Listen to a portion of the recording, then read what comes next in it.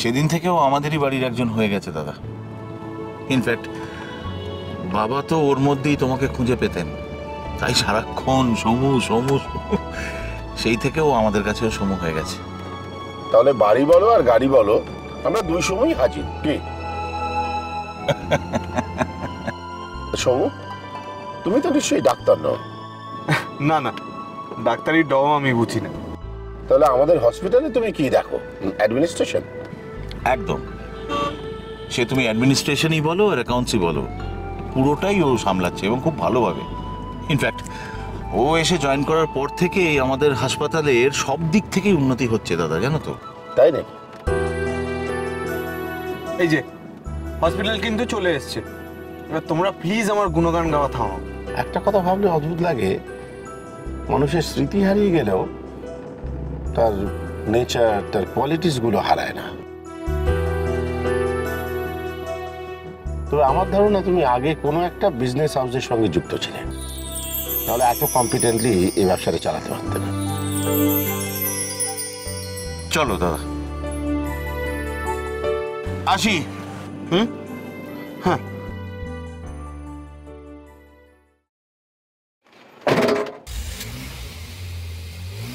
তবে আমার ধারণা তুমি আগে কোনো একটা বিজনেস হাউসের সঙ্গে যুক্ত ছিলে, নাহলে এত কম্পিটেন্টলি এই ব্যবসাটা চালাতে পারতে না। এটা তো আমি আগে ভেবে দেখিনি। উনি ভাবলেন কি করে?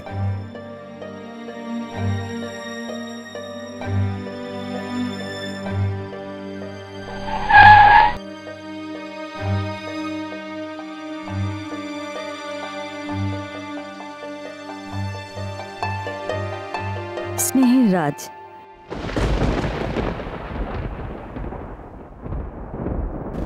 রাজ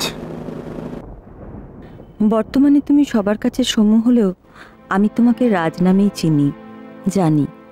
আর সেটা তোমার ছেলেবেলা থেকেই। শুধু আমি নয়, আমি, সমরেশ, ঝিলিক, রিক, এমনকি তুমি যাকে গঙ্গা বলে চেনো, সে আসলে পড়ি। সকলের কাছেই তুমি আমাদের রাজ।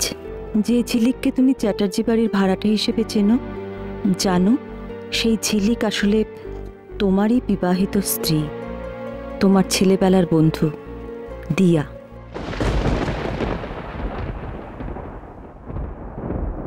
দিয়া? ঝিলিক এই চ্যাটার্জি বাড়িরই বংশধর, সমরেশের নিজের মেয়ে। তোমাকে ফিরিয়ে নিতেই পরিচয় গোপন করে ওরা এ বাড়িতে আসে। আর তিতলি, ও কিন্তু গঙ্গা বা পরীর মেয়ে নয় রাজ, ও তোমার আর ঝিলিকের প্রথম সন্তান। তিতলিকে আমার কাছে দে। দেখুন, আপনি তো জানেন আপনার স্ত্রীর শরীরটা ভালো নেই, তাহলে তিতলি আজকের রাত্রিটা শুধু আমার কাছে থাকুক না।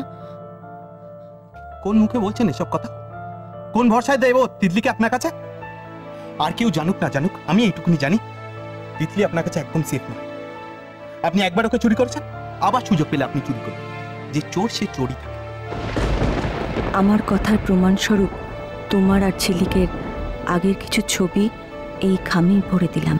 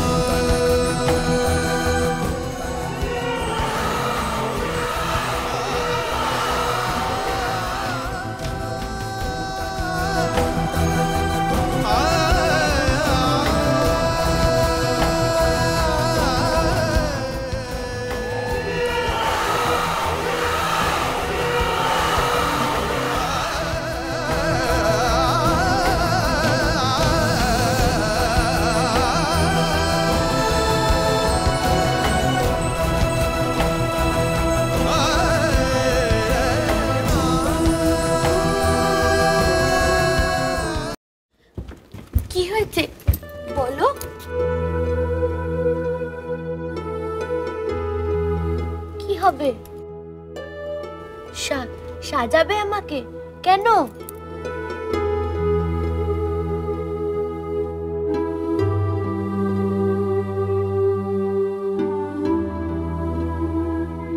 গয়না দিয়ে কি হবে? আমি পরবো না।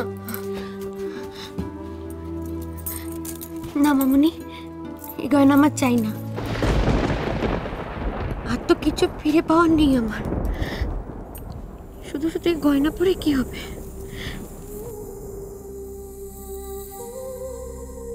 না, আমি শুধু শুধু নিজেকে মিথ্যে আশায় মন ভোলাতে চাই না। তার থেকে যেটা হারিয়ে গেছে, যেটা আর ফিরে পাওয়ার নয়,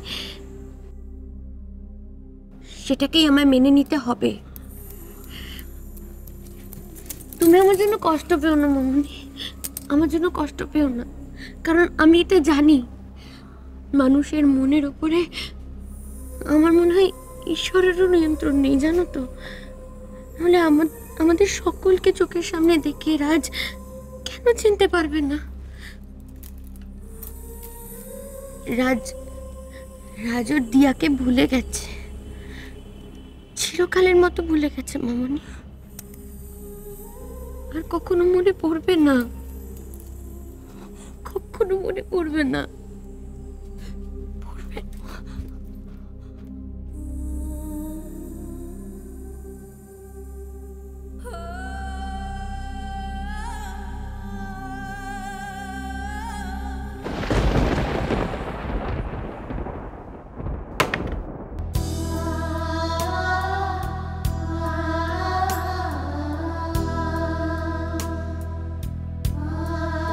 একেই দেরি হয়ে গেছে বেরোতে, তার উপর হাত থেকে সিঁদুর পড়ে গেল। কি যে সব হচ্ছে, রক্ষা করো রাধা মাধব।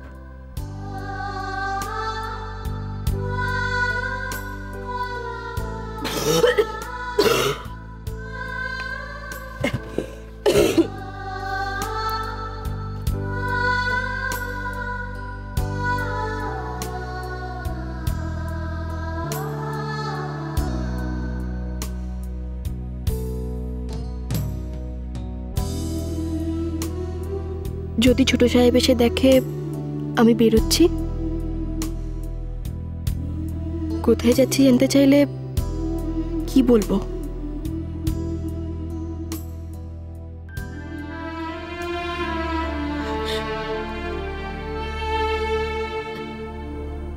আমি আমার নিয়তিটাই মেনে নিয়েছি মামুনি।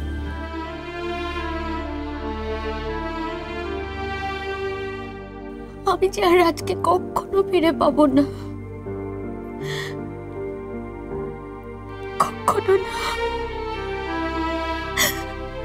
আমাকে একা বাঁচতে হবে, একদম একা।